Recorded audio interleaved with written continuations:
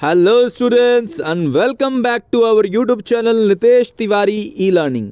भाई हिस्ट्री आपका है लगभग चैप्टर नंबर आपका 2 लेखन कला और शहरी जीवन। जैसा मैंने आपसे वादा किया था कि मैं एक सीरीज लाने वाला हूं इंपॉर्टेंट क्वेश्चन आंसर्स की, तो मैं उसके अनुसार आपके लिए ला चुका हूं बिल्कुल जो आपका इंपॉर्टेंट क्वेश्चन आंसर्स क्या सेकेंड चैप्टर में आने वाले हैं। तो अगर आप चैनल पर नए हैं प्लीज़ यार चैनल को सब्सक्राइब करो, बेल आइकन को दबा दो ताकि आप तक हमारी सारी जो वीडियोस हैं वो पहुंच सकें। तो आइए सबसे पहले जानेंगे हम मेसोपोटामिया के अर्थ के बारे में। क्या है मेसोपोटामिया का अर्थ? तो मेसोपोटामिया एक यूनानी शब्द है जो 2 शब्दों से मिलकर बना है, जिसका नाम एक है मेसोस और दूसरे का नाम है पोटेमोस। ठीक है, मेसोस का अर्थ होता है 2 नदियों का मध्य और पोटेमोस का अर्थ होता है भूमि। तो 2 मध्य के नदियों के बीच की भूमि को मेसोपोटामिया कहा गया है। आई थिंक आपको क्लियरली समझ आ गया होगा कि मेसोपोटामिया का मतलब क्या है। आइए जानते हैं कि ये बहुत ज़्यादा इंपॉर्टेंट क्वेश्चन है और बहुत ज़्यादा एग्जाम में रिपीट होता है कि मेसोपोटामिया के लोगों ने इस विश्व को क्या दिया है। ये बहुत इंपॉर्टेंट क्वेश्चन है। तो पहला है लेखन कला की शुरुआत। अगर हम पट्टी पर लिखने की बात करते हैं तो सबसे पहले जो अगर हम बात करें तो मेसोपोटामिया में लेखन कला की शुरुआत हुई थी। दूसरा, यहाँ पर शहरी जीवन की शुरुआत हुई। शहरी जीवन का मतलब है जहाँ पर एक प्रकार से बड़े बड़े भवन आपके बने हो, वहाँ पे कार्यों का विभाजन हुआ हो और आपका जो जीवन शैली है वो बिल्कुल अच्छी मात्रा की और अच्छी गुणवत्ता वाले जीवन शैली की हम बात कर सकते हैं। इसके अलावा तीसरा आपका है गणित के अनेक सिद्धांतों का विकास हुआ, जिसमें हम लोग बात करते हैं जमा की, घटा की, गुणा की या भाग की।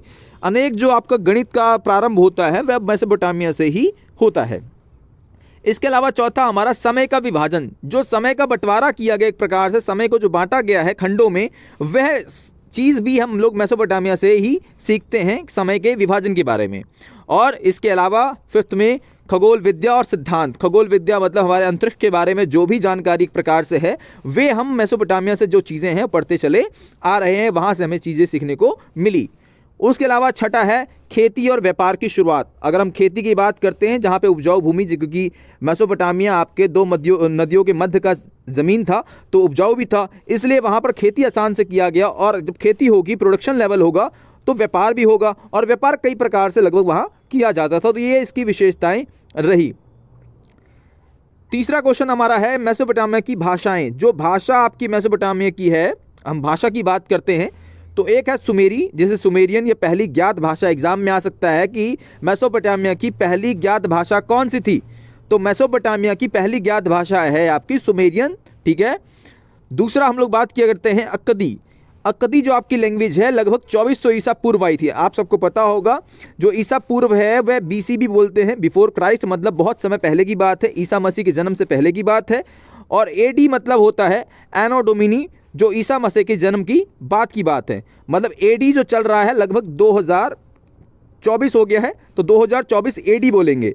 लेकिन अगर 2024 से मैं पीछे चला जाऊं तो वह BC कहलाने लग जाएगा, क्योंकि ईसा मसीह जन्म से पहले की बात है। उसके अलावा तीसरी है वहाँ लैंग्वेज अरामाइक, जो कि लगभग 1400 ईसा पूर्व है। मतलब ये सारी की सारी लैंग्वेजेस बहुत ज़्यादा पुरानी लैंग्वेजेस हैं। चौथा क्वेश्चन हमारा मेसोपोटामिया यूरोप वासियों के लिए क्यों महत्वपूर्ण था? क्यों महत्वपूर्ण था मेसोपोटामिया? तो पहला था आपका बाइबल के प्रथम भाग, जो ओल्ड टेस्टामेंट में उसका उल्लेख है। तो बाइबल के लिए एक जो ओल्ड टेस्टामेंट है बहुत ज़्यादा महत्वपूर्ण है, बहुत ज़्यादा इसका महत्व है। तो उसमें मेसोपोटामिया का लगभग वर्णन किया गया है बाइबल में। मतलब दूसरा, यहाँ के लोग अपने आप को एक प्रकार से अपने पूर्वजों की भूमि को मानते हैं। मतलब यहाँ के लोग जो हैं इसको अपने पूर्वजों की भूमि मानते हैं, मतलब ये जो ज़मीन है इनके पूर्वजों की ज़मीन है, तो इसलिए बहुत ज़्यादा महत्वपूर्ण है यूरोप वासियों के लिए। उसके बाद है कि मेसोपोटामिया का भूगोल कैसा है। अब ये क्वेश्चन देखो काफ़ी तरह से बनता है कि मेसोपोटामिया की भौगोलिक विविधता किस प्रकार से है, या मेसोपोटामिया के भौगोलिक जो सिद्धांत है, भौगोलिक जो क्षेत्र है उसका वर्णन कीजिए, किस प्रकार से बटा हुआ है।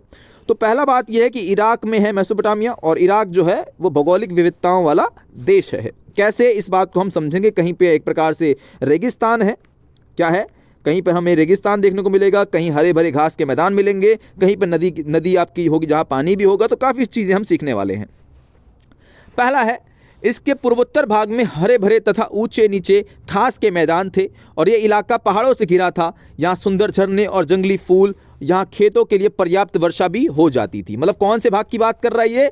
पूर्वोत्तर। पूर्वोत्तर आपको जैसे पता होगा, अगर मान लीजिए भारत, मेरा प्यारा देश भारत, तो इधर ये जो इलाका है जो पूर्व की तरफ है और उत्तर में भी हो तो ये पूर्वोत्तर होगा, ये उत्तर पश्चिम हो जाएगा क्योंकि उत्तर में भी है और पश्चिम में भी है। ये इलाका दक्षिण का किसी भी क्षेत्र का होगा ऐसा, ठीक है, किसी भी क्षेत्र का। तो देखिए यहाँ पे पूर्वोत्तर का भाग काफ़ी ज़्यादा हरा भरा था और मेसोपोटामिया के इसी भाग को सबसे पहले खेती की शुरुआत हुई थी। याद रखना किस भाग में खेती की सबसे पहले शुरुआत हुई थी, तो पूर्वोत्तर के भाग में ही हुई थी, लगभग आज से 7000 या 6000 ईसा पूर्व में, जो कि बहुत समय पहले की बात की जा रही है। दूसरा, उत्तरी भाग में स्टेपी घास के मैदान है, आपको पता ही होगा। स्टेपीज जो है आपका लगभग वह हम लोग कह सकते हैं कि जो हमारा यूरोप और एशिया में आपका क्षेत्र है, जो घास के मैदान है उनको स्टेपीज बोलते हैं, और जो अमेरिका की तरफ वाले हैं उनको हम लोग एक प्रकार से प्रेरीज बोलते हैं। याद रखना इन चीज़ों को। स्टेपीज मतलब घास के बड़े बड़े खाली मैदान होते हैं, और इसी कारण यहाँ के लोगों को पशुपालन और जो है एक प्रकार से आजीविका का मुख्य साधन रहा।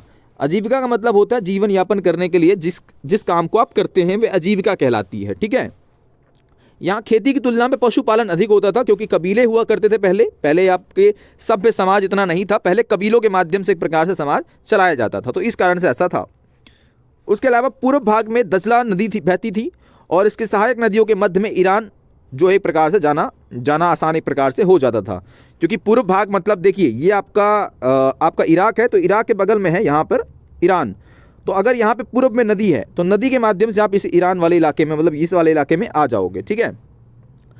उसके अलावा दक्षिण भाग में यहाँ रेगिस्तान था, परंतु सबसे पहले शहरी जीवन का और लेखन कला की शुरुआत अगर हम बात करें तो दक्षिण में ही हुई थी, और यहाँ दजला और फरात नदी अपने साथ उपजाऊ मिट्टी लाती थी, क्योंकि उत्तर से और पूर्व से एक प्रकार से वो पूर्व से दक्षिण में लाती थी, और इन नदियों का इस्तेमाल सिंचाई के लिए एक प्रकार से हो जाता था, और इसी कारण यहाँ खेती काफ़ी अच्छी हुआ करती थी। ये सारी विशेषताएं आप उसकी भौगोलिक विशेषता के बारे में बता सकते हैं।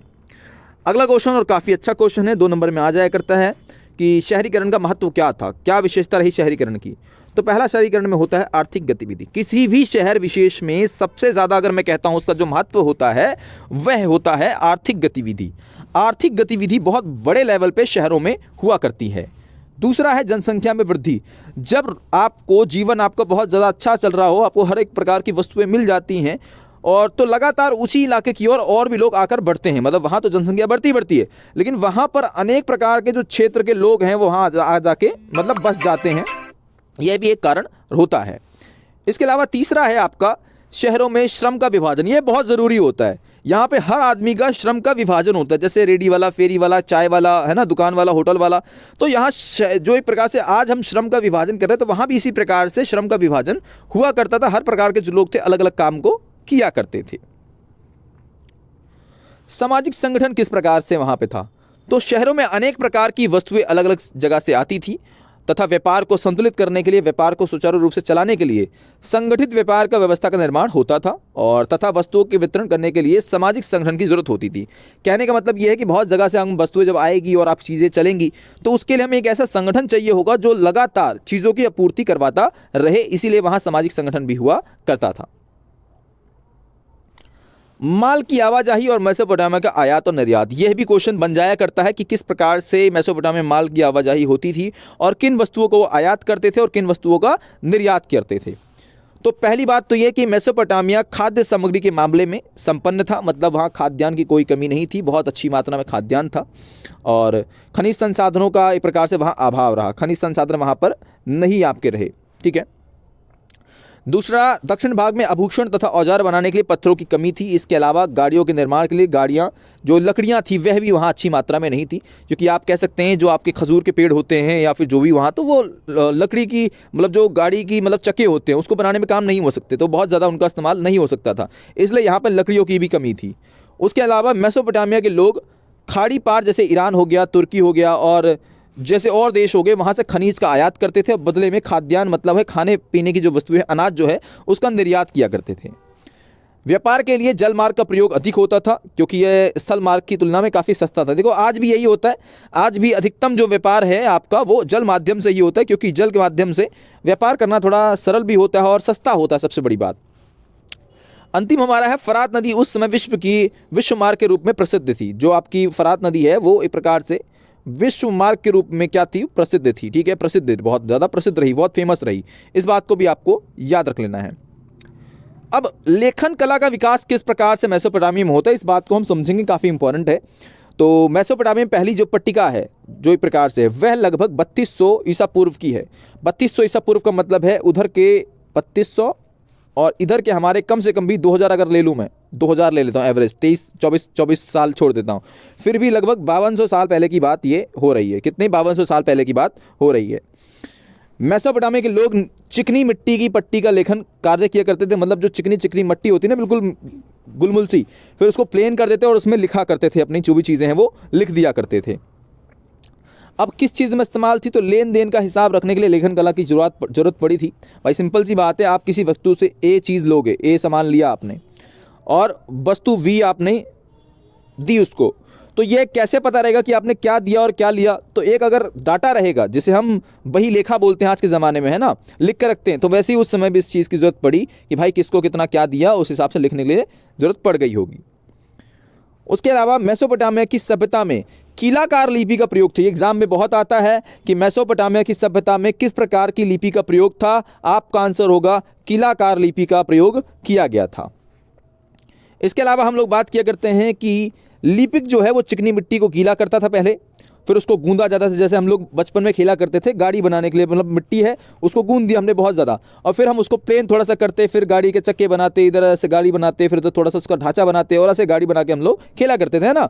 तो इसी प्रकार से वहाँ पर पहले क्या करते थे, चिकनी मिट्टी को लेते, उसको गूंदने का मतलब होता है उसको अच्छे से मिला लेना और फिर थाप कर, मतलब अच्छे से चिकना बना करके उसमें पट्टी का रूप दे देना, एक पट्टी से बना देना और आसानी से उसमें हाथ जो है आपके पास से हाथों में पकड़ा जा सके, इस प्रकार से बना दिया जाता था। लगभग 2600 ईसा पूर्व के आसपास वर्ण किलाकार हो गए और भाषा सुमेरियन हो गई। मतलब जो वर्ण है वो कैसे हो गए थे? किलाकार हो गए थे, और भाषा कौन सी हो गई थी? सुमेरियन हो गई थी।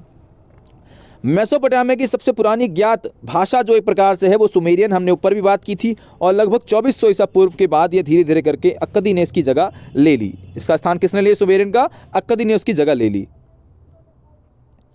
मेसोपोटामिया में साक्षरता दर देखो बहुत ज़्यादा कम थी, ये बात तो आपको पता रही होगी, वरना क्योंकि जो पढ़े लिखे लोग रहे होंगे बहुत कम समाज में हमेशा ही रहते हैं, बाद में चल के समाज में चेंजेस आते हैं और ज्ञान सब तक पहुंच पाता है। तो मेसोपोटामिया में लोगों की साक्षरता दर बहुत कम थी। यहाँ लिपि की काफ़ी पेचीदगी थी और लिपि में झीलों की संख्या भी काफ़ी अधिक रही। कहने का मतलब जो लिपि है काफ़ी मतलब मुश्किल थी। अब मुश्किल चीज़ को हर इंसान तो नहीं कर सकता। भाई आप में जोश है, जुनून है, जैसे आप लोग पढ़ रहे हैं, आप इस वीडियो को यहाँ तक देख रहे हैं, भाई आप में जुनून है, आप कर रहे हैं। क्या हर आदमी इतना पढ़ रहा है? क्या इतनी मेहनत कर रहा है? नहीं कर रहा है, तो आप ही आगे निकलोगे, ये बात भी सच है। तो इसी प्रकार से वहाँ पे भी लोग जो हैं वो शिक्षा को इतना महत्व, शिक्षा उस चीज़ को इतना नहीं समझ पा रहे थे, क्योंकि वो समझना भी नहीं चाह रहे होंगे कहीं ना कहीं से, है ना, क्योंकि थोड़ी टफ लगती थी, मुश्किल लगती थी। और मुश्किल चीज़ हर कोई दोस्त नहीं करता है, मुश्किल वही करता है जिसे अपने भविष्य का बहुत ज़्यादा ध्यान रखना होता है, भाई भविष्य को बनाना होता है। ठीक है, आशा करता हूँ आप सब इस बात को समझ रहे होंगे। अब दक्षिण में मेसोपोटामिया का शहरीकरण किस प्रकार से होता है? ठीक है, तो दक्षिण में मेसोपोटामिया में बस्तियां विकसित होने लगी थी। दक्षिण का मतलब है जो आपका रेगिस्तानी का इलाका था, जहाँ पहली बार कृषि का भी निर्माण होता है। इन बस्तियों में प्राचीनतम नगरों का विकास हुआ। कुछ शहर मंदिरों के आसपास विकसित होने लग गए और कुछ व्यापार के केंद्र के रूप में विकसित हुए, कुछ शाही शहरों के रूप में विकसित हुए। ये शुरुआती मंदिर बड़े पैमाने पर एक घर के समान थे, क्योंकि वे आकार में छोटे थे। देखो अक्सर जब हमारा समाज बसना शुरू होता है वो धार्मिक केंद्रों के इर्द गिर्द ही होता है। आज हम लोग बात किया करते हैं जो आपका राम मंदिर है वह भी जो बन गया हो, तो उसके आसपास भी आगे चल के बहुत बड़ी मात्रा में जनसंख्या वहाँ बसने वाली है। हम वो बात करते हैं दक्षिण भारत में। दक्षिण भारत में बहुत सारे आपके मंदिर हैं, तो वहाँ पे आसपास में ही जो आपके लोग हैं वो बसते हैं। जहाँ पे मस्जिदें बनाई जाती है वहाँ भी लोग आसपास बसते हैं, क्योंकि धार्मिक कारण बहुत बड़ा रीज़न होता है किसी क्षेत्र विशेष में उसके शहरीकरण की भूमिका निभाने में। इसके बाद हम बात करते हैं मेसोपोटामिया में मंदिरों की विशेषताएं क्या थी। ये क्वेश्चन आ सकता है और इस बात को हम ज़रूर याद रखेंगे कि आरंभिक जो मंदिर थे बहुत छोटे थे, मतलब दिवाले, जैसे मैंने ऊपर बनाया था बिल्कुल ऐसे दिवाले से छोटे से मंदिर हुआ करते थे। ठीक है, कच्ची जो मंदिर है वो कच्ची ईंटों से बनाए जाते थे। दूसरा, और अनेक प्रकार की जो देवी देवता है उसकी आराधना करते थे। जैसे एग्जाम्पल, अब ये याद रखना, आप लोग ये ज़रूर याद रखना कि जो उर है वो चंद्रदेव थे और इन्नाना जो है वो युद्ध की एक प्रकार से या प्रेम की देवी मानी जाती थी। तो इस बात को याद रखना आप लोग प्रकार से कि उर जो है वो चंद्र थे, इन्नाना युद्ध और प्रेम की देवी मानी जाती थी। चौथा, बहुत से मंदिर में घर जैसे कि छोटे छोटे, क्योंकि एक प्रकार से हम कह सकते हैं कि बहुत से जो मंदिर हैं वो घर जैसे ही थे, क्योंकि मंदिर भी देवी देवता के घर हुआ करते थे। अब भाई देवी देवता भी घर में रहेंगे, इंसान भी रह रहे, तो सेम लगभग बना दिया करते थे।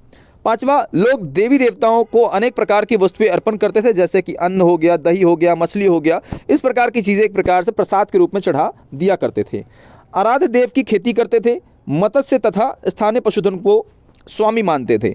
मतलब यहाँ के लोग एक प्रकार से आराध्य का मतलब जिसे वे देवता मानते थे, जिसे पूजते थे, जैसे हमने बोला ना उर और नाना, वैसे ही उसके प्रकार। और मत्स्य का मतलब होता है मछली पालना, और स्थानीय पशुधन का मतलब है पशुओं को जो एक प्रकार से पालते थे, उसके स्वामी माने जाते थे वो लोग। इस प्रकार की देखिए वहाँ पर स्ट्रक्चर रहे थे। ये है मेसोपोटामिया की पिक्चर, किस प्रकार से उसके ढांचे पाए गए हैं। अब दक्षिण मेसोपोटामिया कृषि संकट से क्यों घिर जाती थी? देखिए यहाँ पर इस बात को हमें समझना पड़ेगा कि फरात नदी कई बार क्या करती थी, अपने साथ बहुत पानी ले आती थी, जिससे फसल डूब जाती थी। देखो हम कहते हैं ना कि एक हद तक कोई भी चीज़ जब रहती है तो अच्छा रहता है, एक हद के बाद कोई भी चीज़ खराब है।